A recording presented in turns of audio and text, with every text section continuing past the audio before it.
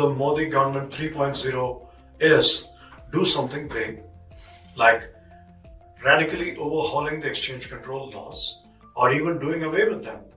Maybe the RBI will not be happy about completely doing away with the exchange control, and I understand that concern, and it's fair.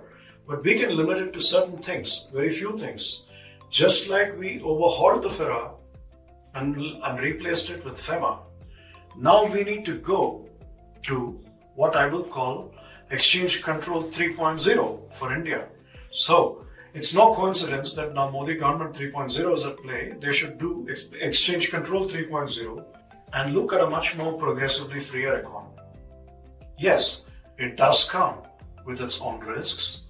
There could be many people who would be concerned that if a 97 kind of event happens, as it happened in Southeast Asia, there could be economic crisis.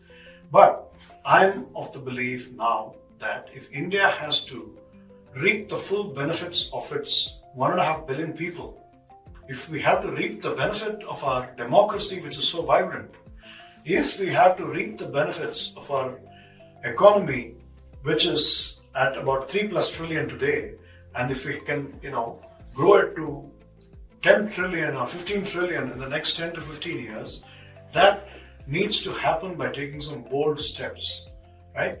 We, of course, can't do something which is like a bet the farm kind of an approach.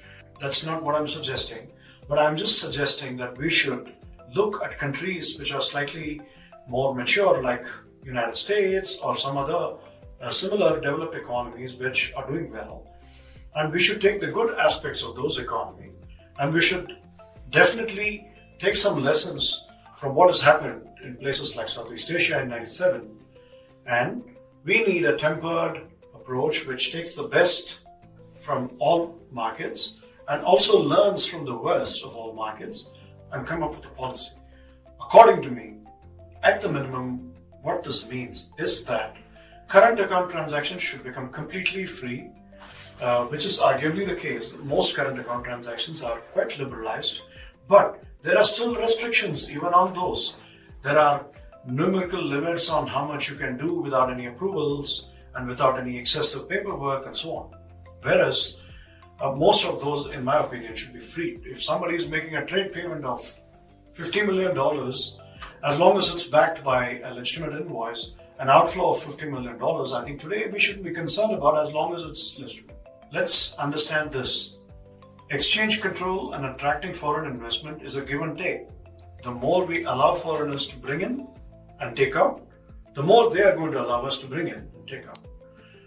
And secondly, we also need to understand that exchange controls are also impeding Indian businesses from growing, right? So we have always had this tendency to say, for example, ODI regulations, LRS. So there are restrictions like that where today Indian economy is creating a lot of wealth, and that wealth needs to grow. And there are ways in which you can grow it domestically, but there will come a time when Indian companies will start cannibalizing one another because they're all fighting for the same pie.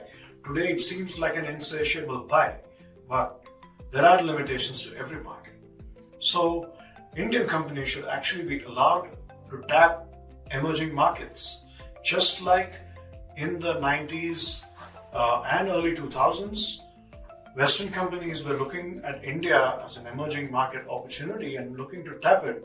India and Indian companies should be investing in emerging markets like Africa, and also other countries in South Asia and certain other countries in Eastern Europe. These are all emerging markets where India can actually take a leadership role as an investment partner and as a capital provider. China has, for example, made tremendous strides in many of these markets much before India. But the big difference between India and China, and one thing that I'm proud of as an Indian, is that in India, our growth prospects and our economic policies are always tempered by the broader democratic process and the fact that we have a rule of law in place. Now, that therefore gives a lot of these emerging countries a much more comfort when it comes to Indian government or Indian companies than say with partners like China, because they have a different set of concerns about what could be the pound of flesh they will have to give. And I think India has a tremendous opportunity to therefore improve its soft power as well, in addition to its hard power, which is already happening in the international framework. Now, on the Silver Jubilee anniversary of FEMA, we need to celebrate it by doing something big, right? So those are the kind of reforms now that the Indian government should boldly enforce, in my view, because we are now entering the phase where we have an opportunity to push the Indian economy, which is already doing quite well despite global pockets of turbulence. The Indian economic opportunity is still fundamentally strong. So if we introduce the right measures now to both attract foreign investment by giving more opportunities for foreigners to come in, and equally by also permitting outbound investments with lesser restrictions or no restrictions, because even Indian companies need to become global. We want an Indian McDonald's that is in every country in the world. We want an Indian Starbucks. And it can only happen if the exchange control restrictions on ODI are completely taken away, in my view. So, this is what I would like to talk about. I would like to welcome your thoughts on what you all think. Do we have the appetite as a country to do this? Should we be doing this? Let's do this and celebrate the 25th anniversary of FEMA by completely overhauling and largely removing Indian exchange control laws.